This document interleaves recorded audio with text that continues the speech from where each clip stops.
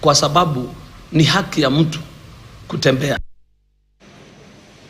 Hayo yakijiri baada ya waziri wa usalama wa ndani Kipchumba Murkomen kuhojiwa kuhusu vurugu ambazo zimekuwa zikishuhudiwa kwenye mikutano ya kisiasa na utumiaji wa nguvu kupita kiasi wa maafisa wa polisi. Wakilishi wadi wa kaunti ya Kiambu wanaelezea wasiwasi kuhusiana na usalama wao kwenye mikutano ya umma na ukaguzi wa miradi ya maendeleo.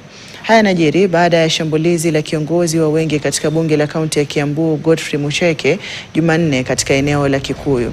Wakizungumza baada ya kuandikisha ripoti katika kituo cha polisi cha Kikuyu, wakilishi wadi hao wanasema mshukiwa tayari anajulikana na sasa wametoa makataa ya masaa 24 kwa polisi kumkamata.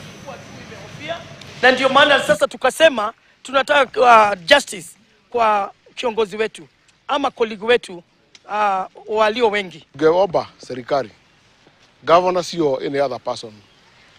Wakati anaenda kwa ile mkutano yote tunaendaga Kiambu mzima, anapatiwaga security na the relevant station ambayo iko hapo.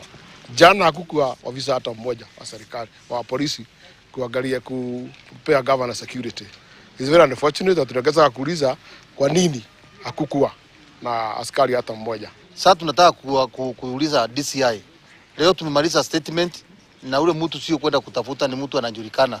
Kwa hivyo tunapeana masaa 24 hours. Awe amesikwa ama sisi tokee kutuitisha justice yetu. Mkiwa nyinyi mnapatia wengine ruhusa wa kupanga guns, mkiwa na guns msifikirie nyinyi ndio peke yao mko na ruhusa ya kuwa na guns. Hata sisi ni wanasiasa